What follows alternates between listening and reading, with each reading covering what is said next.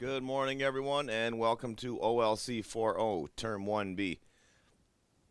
Today is December 12th, 2022, and we are moving right along with class number 17. So we're still on Unit 2, Lesson 6, and today we're going to cover assignments 26 and 27. Last week we covered a bit of 26, but I want to go into that assignment in a bit of detail. So we are in week 5 of classes in term 1B. So week 5, of a 9-week program. So we're more than halfway done. We'll take a 2-week break starting from December 26th to January 5th. And our last day of class will be January 26th. So that's the last, that is our last live broadcast. So we'll have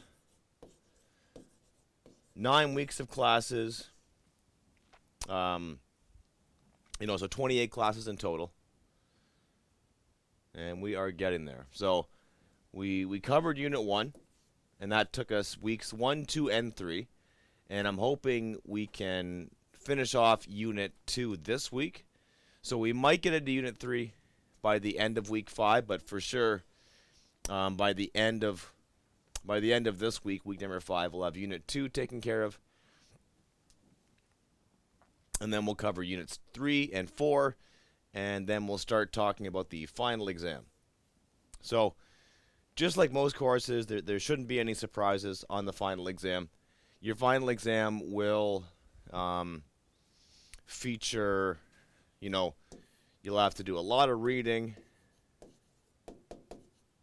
and a lot of writing. So during the final exam, you'll have to read stuff, respond to it, answer in short questions. Answer in full sentences, like 1 or 2 sentences. You'll also have to do a little bit of writing, like writing a series of paragraphs, a single paragraph, things like that. So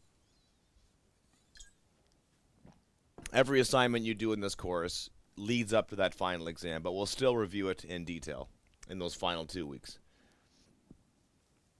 So that's how you can attend the course live, Monday through Thursday, 10 a.m. to 10:55 a.m. Central Standard Time.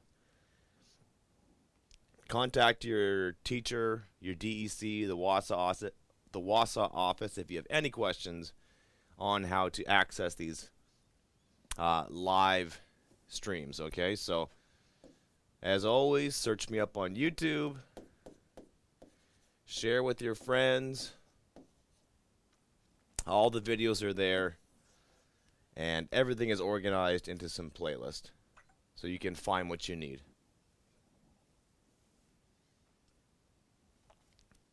So up on the screen here, you have various ways to submit your work to myself or to your DEC. If you do email, you can email it yourself, but it's always nice to include your teacher.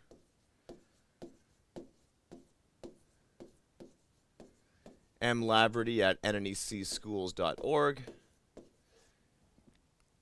You can fax them, you can take photos. Yeah, so hit me up on email. Add me as a friend on Facebook or just message me. And you have that's my extension number, or you can just ask for Mike. That's the regular office number, and this one is our toll-free long-distance number, no charges. That's where you want to get in touch with me, Monday through Friday, Central Standard Time, 9 to 3. And here's where you should be. So if you haven't already done so, please make contact with me through email, Facebook, Messenger, or a phone call. You should have read all of Unit 1, and you should have read the first 27 pages of Unit 2. So complete all the assignments, 1 through 22.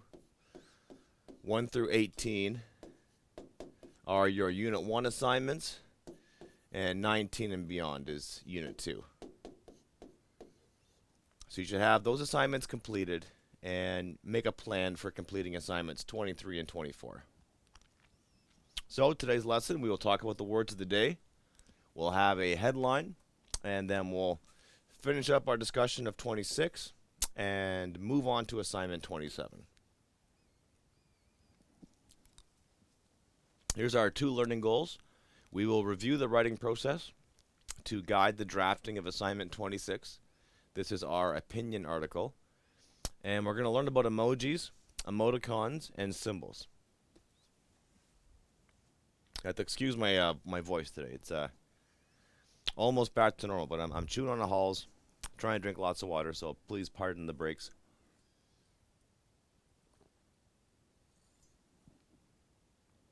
Our 2 success criteria are: you'll be successful if you can practice the writing process to complete assignment 26, and if you can use your understanding of emoticons, emojis, and symbols to complete assignment 27.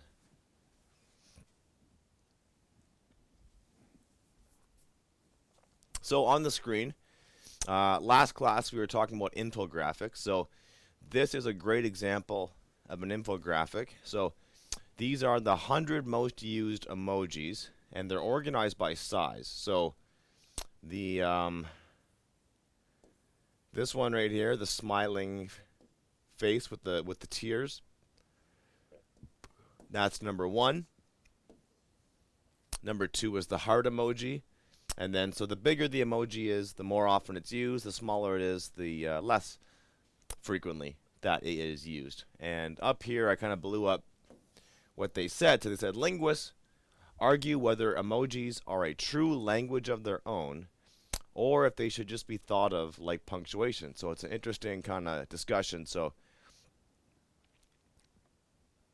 are they a separate language? Are they just an add-on to any language? They're kind of like universal, right? So it's right across the globe. Like if somebody from Japan sends you this text right here with the hearts, you kind of know what they're talking about, right? So some of these might be culturally dependent. They might mean different things. I know, like for example, like a thumbs up, a peace sign, the OK sign. You know, any kind of gesture with the finger can mean different things depending on what part of the world you're in, right? So the middle finger is, of course, a very rude gesture in North America, but in other cultures it might mean something completely different. But for the most part, they are universals. Okay. So we got Nishkangajiweni. Is a verb, which means she or he makes an angry face, and then I've got the corresponding emoji. Please pardon my horrible pronunciation. I don't think I got that one right. Emoji is so this is a loan word. This word right here is a loan word, and it is from the Japanese. So it's a small digital image or icon used to express an idea or an emotion. From the Japanese, e, which means picture, and moji, which means letter or character. So it's a letter picture. And the first emojis were just combinations of symbols and punctuation, and then they sort of evolved. Here's a little look at this. So we got 1997. We got the sad face. It looks sort of like an onion, and it kind of progresses to that. You know, we had like a smiley face emoticon, which is, of course, you know, if you have the colon plus the bracket,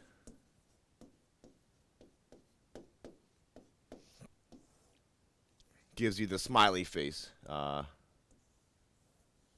emoticon right there. So they started off as just punctuation, just typing symbols into a keyboard, and then the programmers invented these symbols. And the first one were just little dots, just little pixels that they would string together. And now they're getting a little more sophisticated. And this is what you see in your phone now. It's like a small actual image, right? Instead of it being made up of like little dots on a screen, right? So I guess these are the same thing, just many, many, many more dots. So that's a little visual representation of the emoticons. And we got a couple of words here in Anishinaabe-Moan. Miniwan Nigozi is a verb. She or he is happy, is joyous, is exciting. Gashkendam is a verb, which means she or he is lonely, is lonesome, is sad. In English, I put the word emotion, because that's where emoji comes from, right? Emotion. Emoticon, which is an emotive icon. So emotion is a strong feeling deriving from one's circumstances, mood, or relationships with others. So that's what we talk about emotion. Emotion is also instinctive or intuitive feeling as distinguished from reasoning or knowledge. So it's like emotions are sort of like raw and primal and are like deep down within you. And it's a French word. And E or X in French means out. And mover, which is move. So emotions are things that are moving out. There are things that are within you, and so you're sort of showing what's inside you. So when you're screaming, when you're crying, when you're jumping up and down with joy, if you're sitting sad by yourself, right? It's the things inside you that are coming out. That's the literal meaning of the word. We've got image, which is a noun, which is a representation of the external form of a person or thing in art. That's from the Latin, which means to imitate. And symbol, which is a mark or a character used as a conventional representation of an object, function, or process. So from the Greek symbolon, which is a mark or a token. And so last class we were talking about this, and this is how most linguists and archaeologists think that language came about. Humans at first would just make symbols and tokens, and we would see stuff in our world, like a bull or a cow or the sun or, whatever. We would see stuff in our world, and then we would draw it, and we would make a symbol for it. And we use symbols to talk to each other. And then the next step in that evolution is to make like a letter that corresponds to like a sound that you make with your voice, right? So it kind of builds up, and then eventually you get a written language and a spoken language, but it all starts with us copying and imitating stuff. So here's today's headline. More than half of young Canadians who sought mental health services said they weren't easy to access. And this is our guy right here, Tatum Wilson. He is the Chief Executive Officer of Children's Mental Health Ontario. Also points out that even before the pandemic, 28,000 children and youth were on waiting lists for care in the province, some stretching 9 months, and in the worst cases, more than 2 years. So it's sort of like a mental health crisis that's hit many parts of the world and is hitting Canada. So, and this will tie in with my opinion article that I'm going to touch on in a sec. But this is, another real headline from the Globe and Mail talking about a very current and very real issue in our society. So there's our headline right there, broken down into the various parts of speech. So the word "than" is a conjunction word. It combines elements of a sentence. Prepositions are words like of, during, while. We're not just talking about any Canadians. We're talking about young Canadians. So that's that adjective noun combo that we always see. More than half of young Canadians who sought. So who is a pronoun that refers back to these young Canadians. This is what they're doing. They're seeking, they're looking, they sought. So we have services, but they're not just any kind of services. They are mental health services, right? So sometimes we have more than one adjective to modify one noun. They said, they, and remember, they equals young Canadians. That's who we're talking about here. Were not easy to access. So, weren't is the same thing as were not. So it's an action. It's a version of the verb are or is. They were not easy to access. Access is a verb. Could also be a noun depending on how you use it. So let's have a breakdown of the article. This is the first two sentences. So this is our lead paragraph.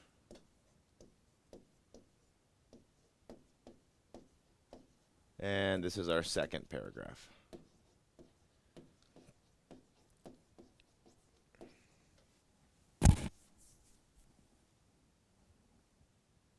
So let's have a look at that lead paragraph. So it starts off with a dependent clause.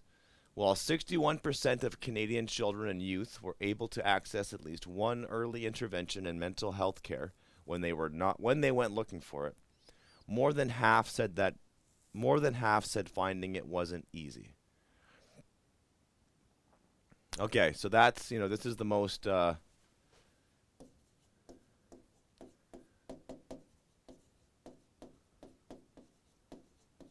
okay, so more than half of Canadian children and youth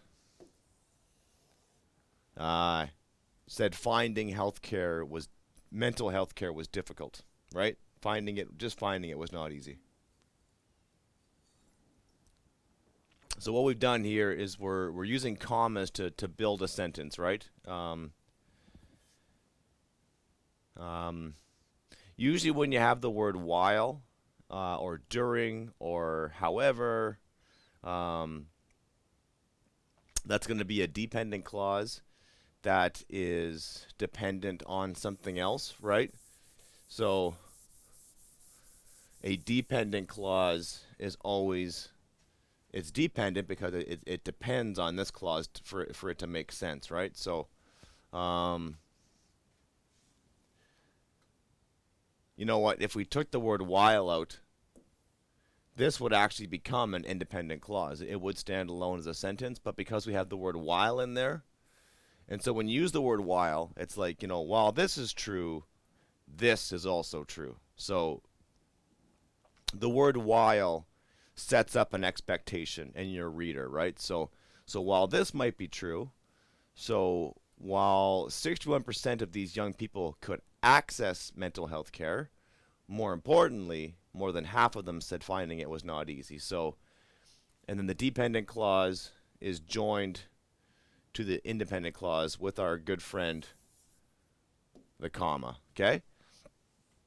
And then a new national survey suggests, that's just a phrase that's thrown on the end. But again, the commas are very important, right? We could start the sentence with a new national survey suggests that while 61% of Canadian children, so we could rearrange the sentence that way. We could do this one first, this one second, and then this one third. So we could rearrange the sentence, but they didn't for some reason. But those commas are really important to building the sentence and to separate the parts of the sentence, right? Looking at the second part, we have when they tried to get help, according to the Canadian Institute for Health Information, they reported several barriers, such as long waits and a lack of services available when and where they needed them, right? So this sentence is chunked up into 4 parts, and there's a comma excuse me, there's 3 commas that help us do that, that help us separate these 3 chunks of the sentence, right? So this phrase, this could be in brackets,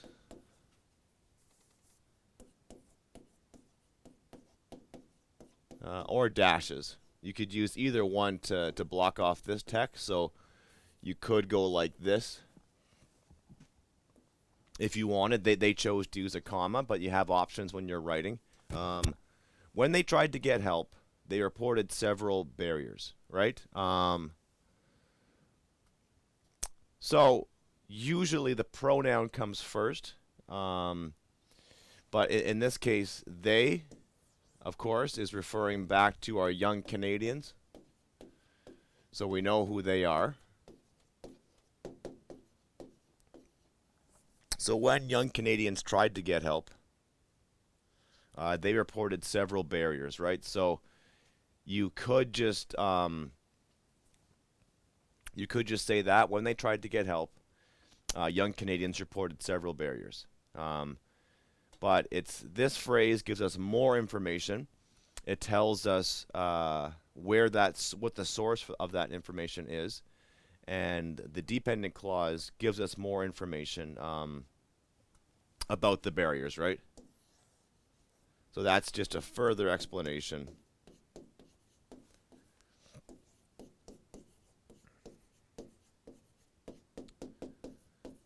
And it's sort of like the information pyramid when we were talking about our news report. The stuff that you need to know is that you need to know that when young Canadians try to get mental health help, they report several barriers. The additional info is that we got that from the Canadian Institute for Health information, and the barriers they experience are long waits and lack of services. So when you're writing, when you're writing, especially like information paragraphs and news reports, you're giving your reader the most important information, and then you're often adding additional information, like sidebars and just stuff that is nice for the reader to know. And that stuff usually gets included by using commas and brackets and things like that. So let's get back to our series of paragraphs expressing an opinion. So when you write your final exam, you will have to do this. You'll have to write a series of paragraphs that express one main idea. And this is at the heart of a lot of humanities programs. So if you want to go into the humanities like history and writing and English and philosophy and you name it, right? You have to write a lot of essays. And that's all essays really are. They're just a series of paragraphs that develop one main idea. So what we're doing here is we're expressing our opinion, and we're doing an example of persuasive writing. And this was talked about in a previous class. So, but number one, you're providing your opinion. That's your number one job. You have to be clear on your opinion on something. State your opinion, and then number two, provide evidence for it, and then number three, give me a concluding sentence or a statement about it. So you are to choose one of the following statements, and keep in mind whether you agree with it or not. So the first one is men should be forced by law to financially support any children they have. Number two is young people who return from juvenile detention should have to complete, so keyword, have to complete community service hours and write a letter of apology for past behaviors. Okay. So step one, you pick which topic you're going to talk about and say whether you agree with it or disagree with it. Then you can rephrase the statement so it shows your opinion and explains why you think it is true or not true. So for me, I chose the juvenile offenders, and so I'm going to say something like juvenile offenders should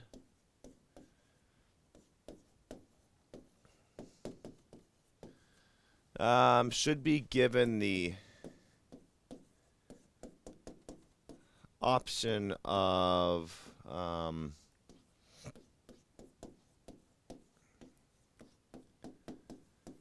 alternative sentencing, which is what we're talking about here. So I did a little bit of research. So juvenile offenders should be given the option of alternative sentencing, but the court needs to decide if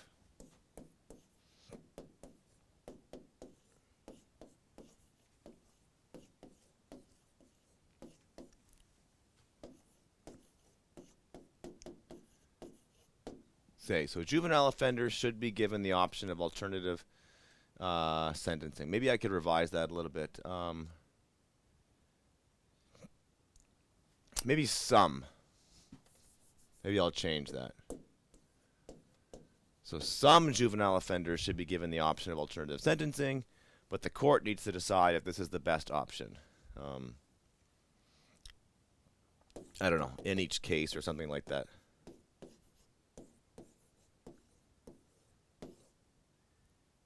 So in this case, I'm disagreeing that they have to. So step 1B, I will plan out. So I'm going to brainstorm a list of at least 5 points or reasons for why I am right. You need to be as specific as possible. So if you are struggling to come up with reasons for why you are right, you should either rethink your opinion or do some research. So last week we talked about Facebook and people arguing on Facebook, and it's very common. And then if they're getting along somewhat, they'll each trot out or show evidence for why they are right, and the other side will either ignore it or read it. But if you're passionate about something, if you really think you're right, and you want to convince at least one other person that you're right, you have to give strong evidence for why you are right. You sort of have to look at it like you're in a court of law, and you're a lawyer and you've got a client, and their client is being accused of something, but you believe they're innocent. So you have to prove that they are innocent, and you have to do that with a lot of evidence and a lot of reasons for why you're right. And you have to be as specific as possible. And that's what a lot of cases really come down to in a court of law, is when they get down to the specifics, where somebody can give an alibi or like a reason for why they weren't at a crime scene, but when they get grilled and they get questioned, the story starts to break down. The more specific you are, the more you're tied to one version of things that happen, right? So and so it comes with doing research. So if you can't come up with reasons for why you're right, you either have to change your opinion or do some research. So I would start with the research. Try that first.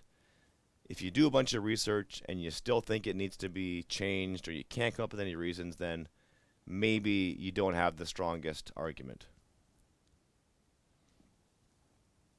Okay, so here's the fun part. Reasons why I am right. Who doesn't love that list? So I looked this up, and I would say, right now,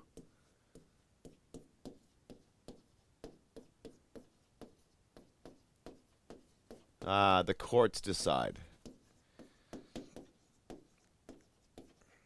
Who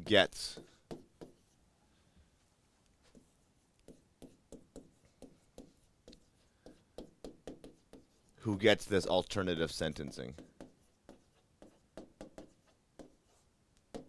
Another reason I would say not all offenders are good candidates for a program like this.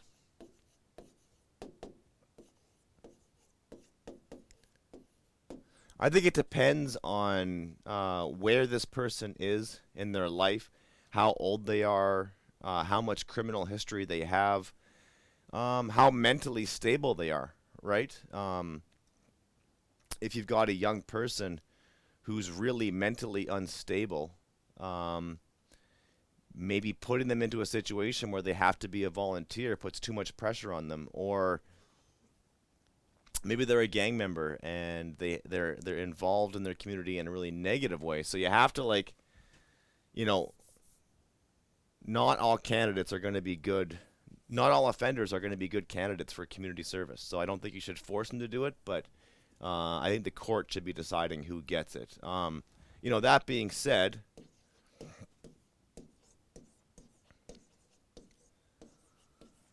the programs are important for those that need it. It's not really an argument, but it's a point I might want to come back to. And let's see if I can come up with one more here. Reasons why I am right. So the courts decide who gets the sentencing. Not all offenders are going to be good candidates for the program. Okay, another really important here. Victims want crimes.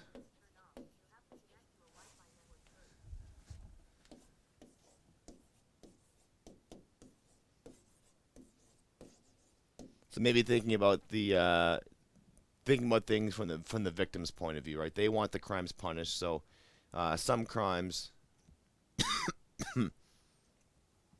maybe should be punished in a more serious way. So you review your statements of opinion and the list of reasons for why this statement is true. Use this information to guide a free writing session. Set a timer for at least 10 minutes and get as many ideas as you can on the page. Try to write at least one sentence for each of your reasons. So once again, instead of staring at a blank page, I'm going to stare at these reasons, and I'm going to try to turn each one of those into a sentence or maybe two, right? So, I'm going to write 1 to 2 sentences for each.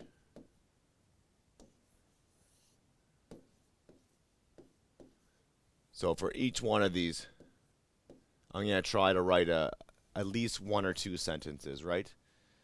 So I've just jotted down in point form why I'm right. Now I'm going to do a free writing session and just write about these reasons and why I'm right. Then, now that you got some ideas and content to work with, it's time to organize your writing. So, basically in writing, step 1 is we get ideas. Step 2, we develop them.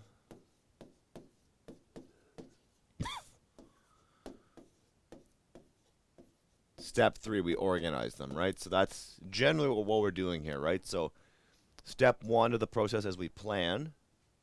So we plan and we just generate and we get ideas. Step 2, we develop those ideas. And then step 3, we organize them. So we're now in step 3 of the process. We're revising. So I suggest using a 4-panel chart or a similar tool to create an outline for your 4-paragraph opinion article. You can use point form to plan out the sentences. Excuse me, that'll make up each paragraph.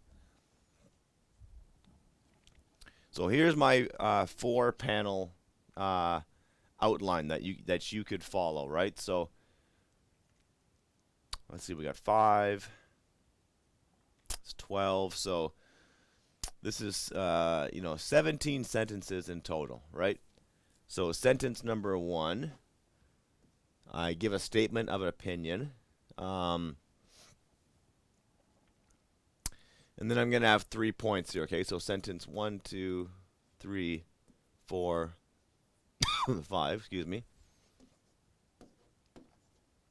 9, 10, 11, 12, 13.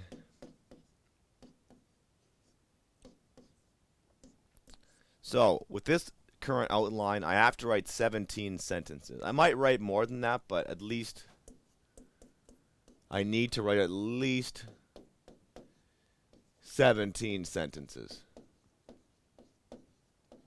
So I have to turn every one of those points into a sentence. So the most important one is my statement of opinion. And that's the fact that I think that, some juvenile offenders should be given the option of alternative sentencing, but it's the court that has to make that decision on a case-by-case basis or something like that. And then I roll out 3 main reasons. So these are kind of like general. They're kind of like they're general, and then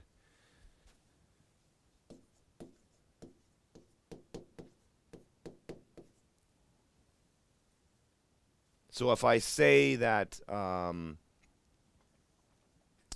like the court should decide, that's sort of like my number one reason.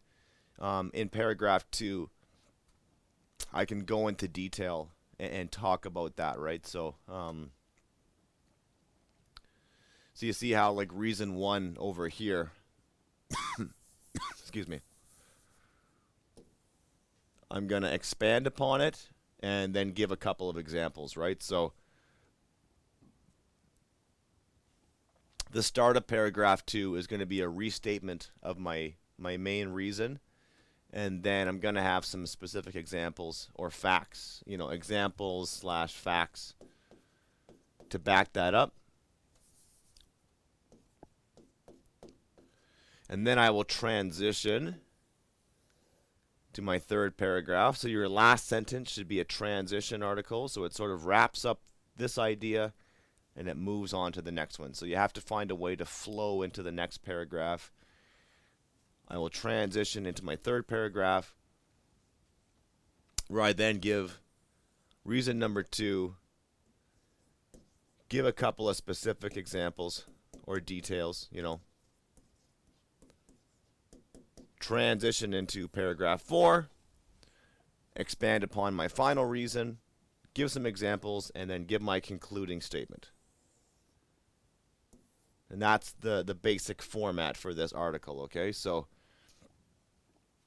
this is paragraph 1.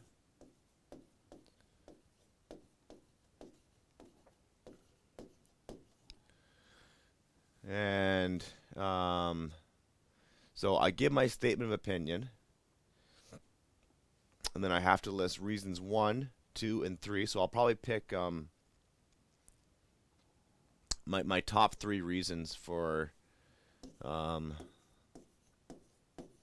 why I'm right.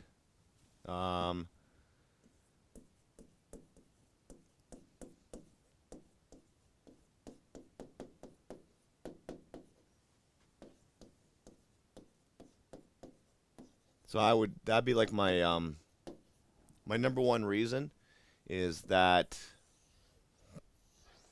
right now the current practice is that the courts decide who gets these programs. Reason number 2 is that some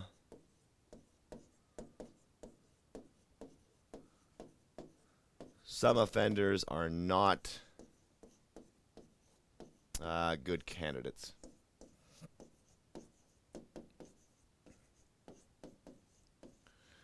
And maybe reason number 3 might be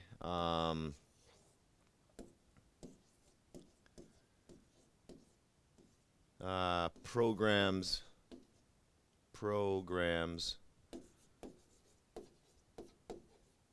need to be available.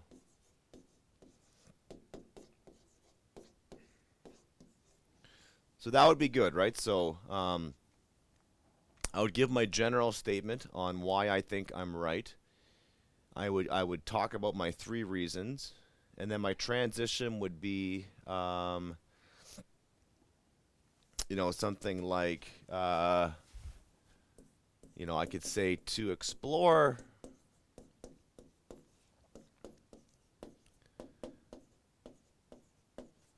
I could say like to explore the issue further.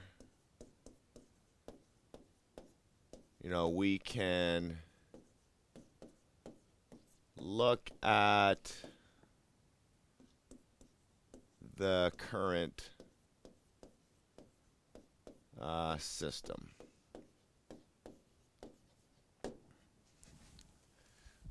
And then that'll lead me into paragraph 2, where I will, reintroduce my court system argument. And then I need specific examples from this, right? And then I will transition into talking about types.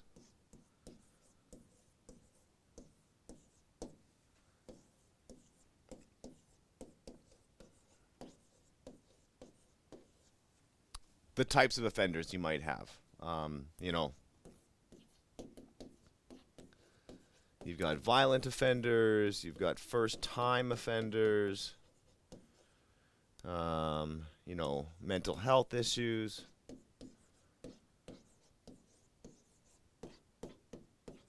Location. So that might work right there. And then this is paragraph 3. And then that's reason number 2. And this is where I talk about offenders. I guess their readiness for the program. Then I give all kinds of details. And then we'll talk about types of programs.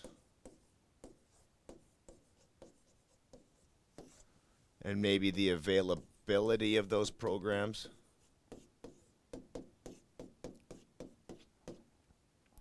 And that'll transition into my last paragraph.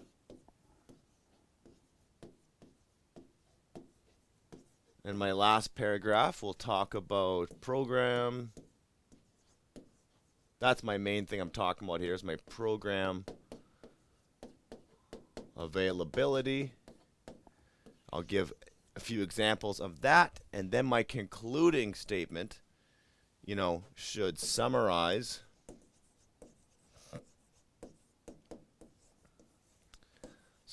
all of my main points.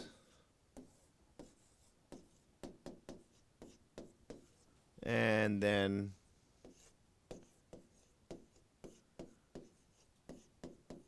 do your best to just restate that opinion.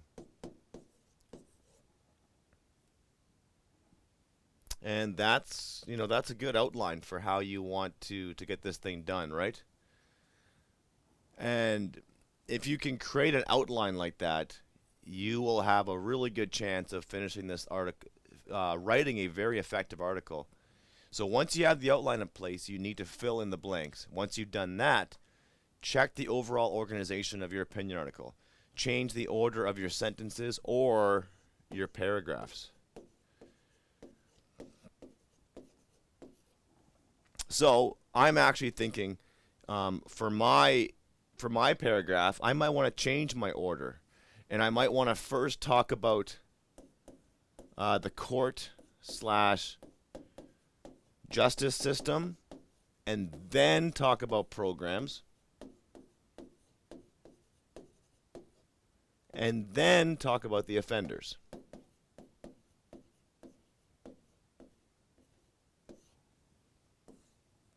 Because we have the entire justice system on top, that feeds into the programs that are offered.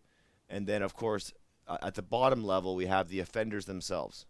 So maybe I'll structure my argument that way. Or I could do offenders first, programs, and then court system. But no, I think I would go, I would talk about the court system, then talk about the programs, and then talk about the offenders.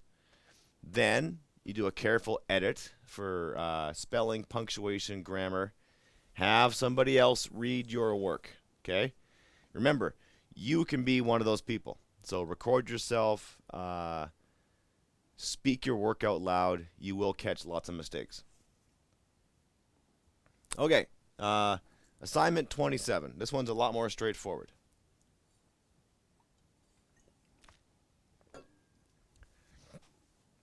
Writing in full sentences.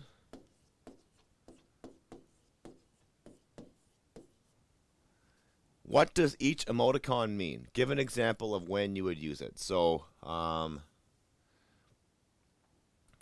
me what it means, and give me an example of what you would use it. So this first part can be in point form, or just one word. And this second part, the example, should be in a full sentence. Why do you think emoticons have become so popular, right? So give me 2 full sentences. Why do you think they become so popular?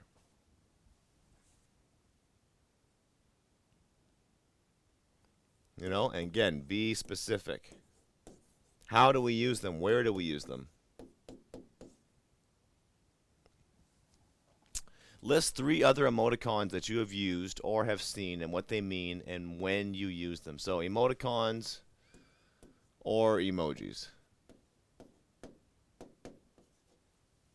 3 examples, what they mean, and when you have used them. Writing in full sentences, please.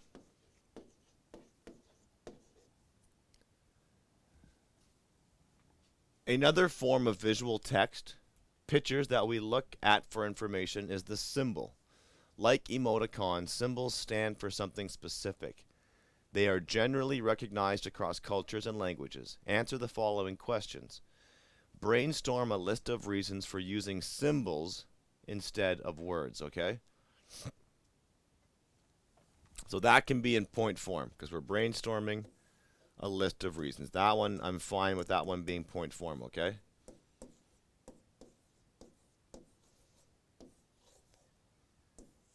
So just think about your day-to-day life and think of some examples where you see symbols. So there's no words, there's no text to accompany them. All you see is a symbol. Why do we use that as a society? Why do we have symbols? Why do we use them in place of words, okay? So you basically ask,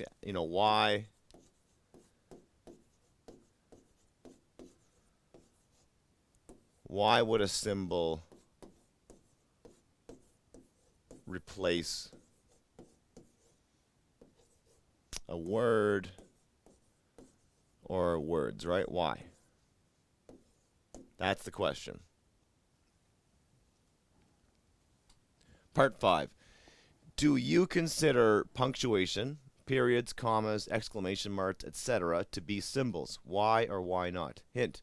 You may want to refer to a dictionary or an online encyclopedia, for example, Wikipedia, to find a definition for punctuation before answering this question. So, you want to define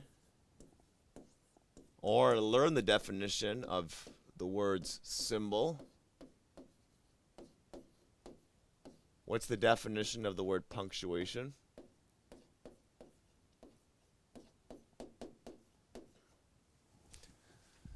So I would suggest you go to dictionary.com.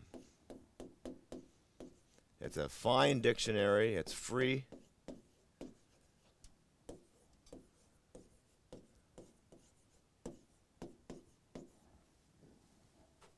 Search for these words.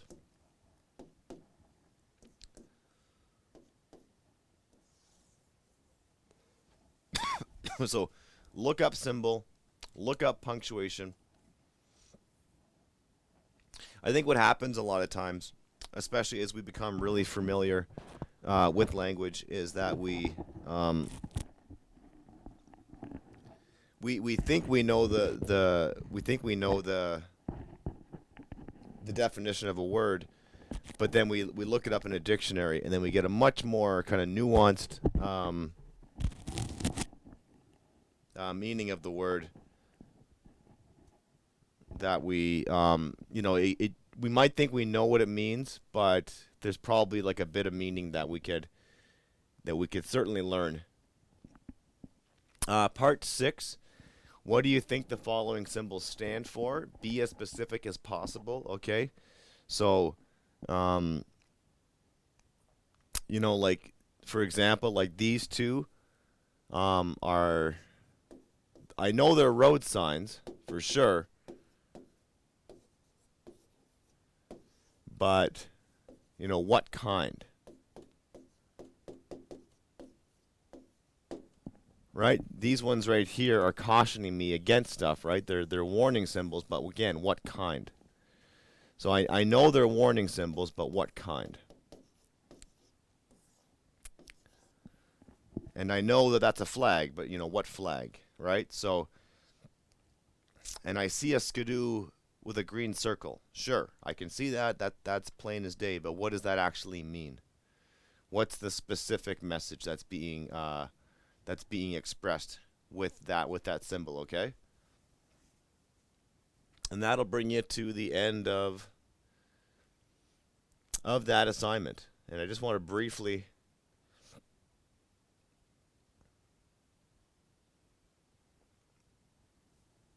just end on this this slide right here, okay? So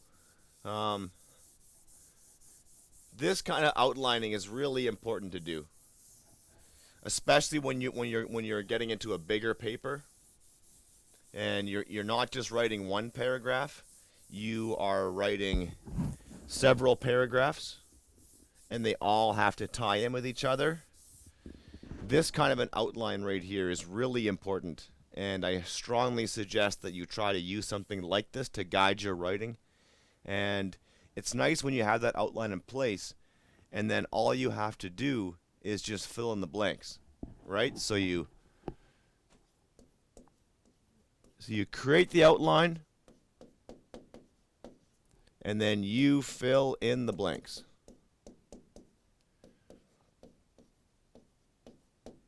This is your map, right?